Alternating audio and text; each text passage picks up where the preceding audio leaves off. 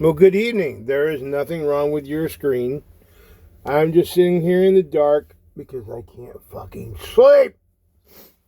So, I thought, since some of you cannot hear my audio version because it is not out yet, because these people are fucking with my MP3 and MP4 files, and Facebook does not let you download MP4s, which they should. I thought that I would share a couple entries, and this is from The Mirror. This is the actual audio file that will drop in hopefully February or March. And then The Broken Mirror should be dropping hopefully by the end of January. So this story is probably the most relevant story in The Mirror second edition. And hopefully, I have not tried this. This is the first time I ever tried this. So this is approximately, it's called 96 hours. So it's 12 minutes and 29 seconds. Recorded this on August 7th, 2024. And I just fixed the editing, and hopefully you will like it. Drop a comment, let me know. Like I said, there's nothing wrong with your screen. Important story, I would say, in my book, The Mirror, would be when I was 19 years old, stationed in Germany, and we got the message that we were going to the Middle East on the 26th of December, 1990. This story is called 96 Hours. And the reason why it's called 96 Hours is because the actual engagement of Desert Storm only lasted 96 hours.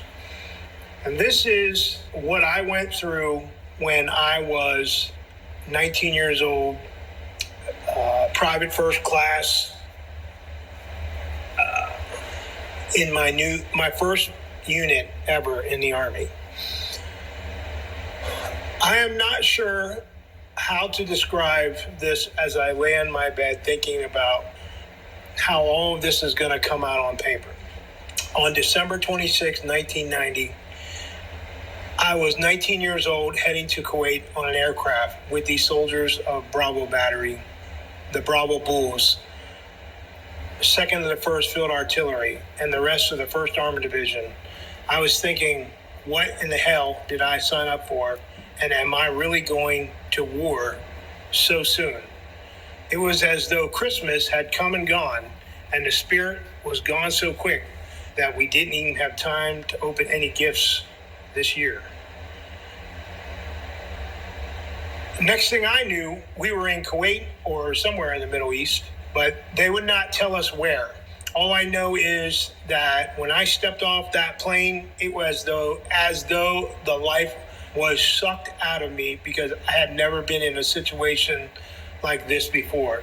There was no airport, just a lot of blowing sand, and it was really, really hot. I don't even think we had time to acclimatize.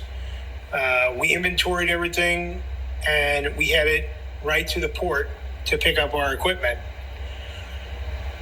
I think we spent 4 days at the port unloading everything, putting it on trucks. And when we got to a certain location, that was it. It was as if we were on our own, and everyone went all kind of different directions. Things are not very clear to me because this was like 25 years ago. Yet, I remember we used the phonetic alphabet to move from location to location. I was just a young private who had been told to dig fighting positions, and I was the powder pit guy. I threw the extra increments away, when we were done firing our missions. So my job in Desert Shield was preparation of ammunition, and I was to run increments to this foxhole that I dug 50 yards away from the howitzer fighting position. When I was doing anything, I sat on the howitzer, the rear left spade, and I watched the crew drill. This was my life. If you were not part of the gun crew, you remained outside preparing ammunition with the ammunition team chief. Most of the time I was digging survival pits. We spent a lot of time in the desert firing missions to nowhere, but we soon learned that we were no longer in the rear of the direct support. We were going to be firing from the front lines with tanks directly at the Republican Guard, Iraqi Republican Guard. All I know is that day turned into a night because of all the burning oil fields, and life was not getting any better. The further we progressed forward toward the border, it was as if there was no other artillery training units around. We had no artillery training skills except for the ones from basic and AIT. I think we learned more skills in survival in the desert heat than anything. For a while, we're like the only ones in the desert. We didn't see any other units or tanks or infantry soldiers. It was almost as if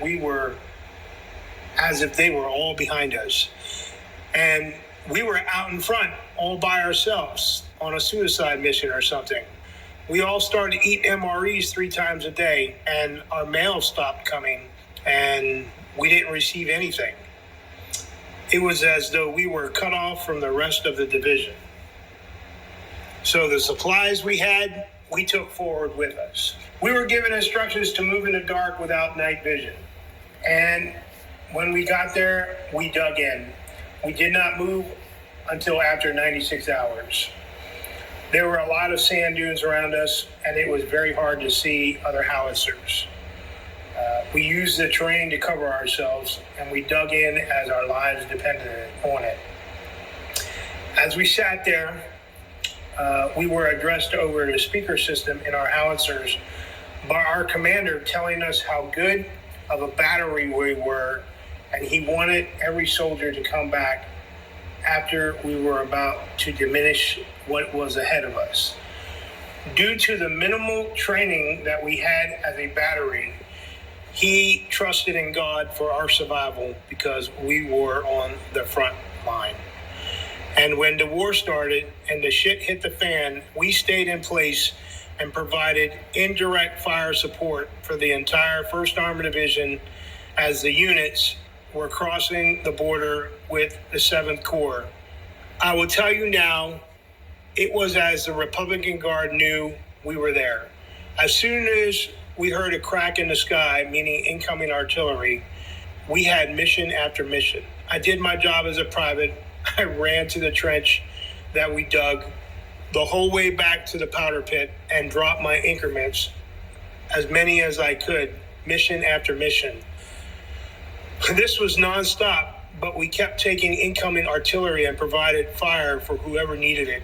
It was as though we were meant to die as a battery in place. I never saw so many great soldiers and NCOs in a split second when a Russian T-72 tank came into our position, and it was like hunting us like sheep. Everyone went to ground, and the crews conducted direct fire operations on this single tank. I won't say it was a confirmed kill, or we call it a KIA, but that tank did not come back. I think an M1 tank got him later during the war.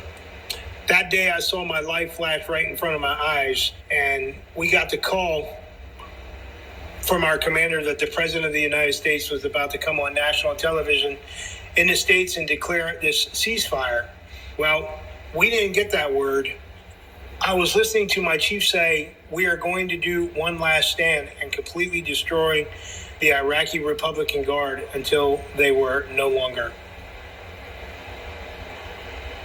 At that moment, something happened inside the howitzer. It was as though someone had ripped Cannoneer number one's hand off.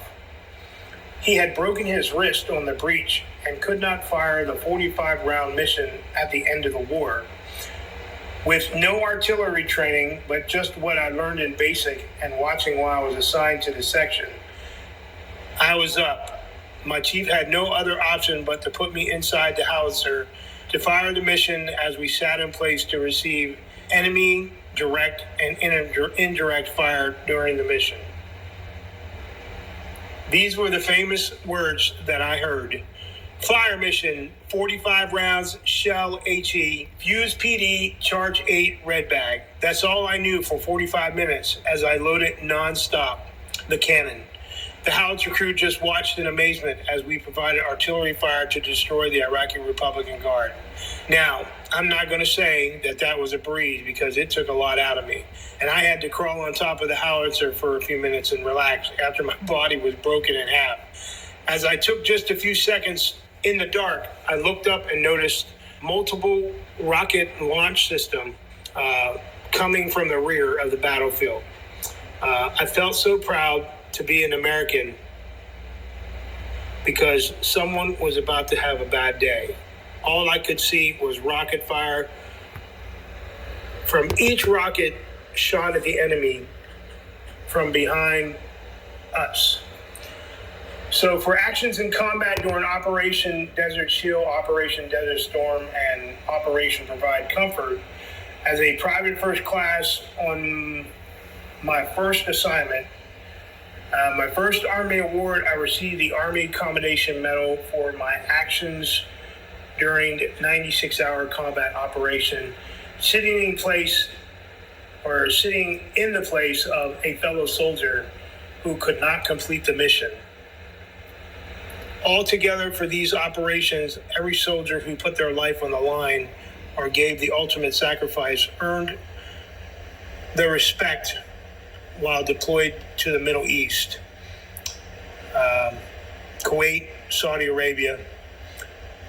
The 2nd Battalion, 1st Field Artillery, no longer in existence or active, received the Valorous Unit Award, the National Defense Service Medal, and the Southwest Asia Service Medal with 3 Bronze Service Campaign Stars, Kuwaiti Liberation Medal, and the Saudi Arabian Kuwait Liberation Medal. Sounds like a lot, but today we are still suffering from this war known as Desert Storm Syndrome by some, but today it is known as post-traumatic stress disorder.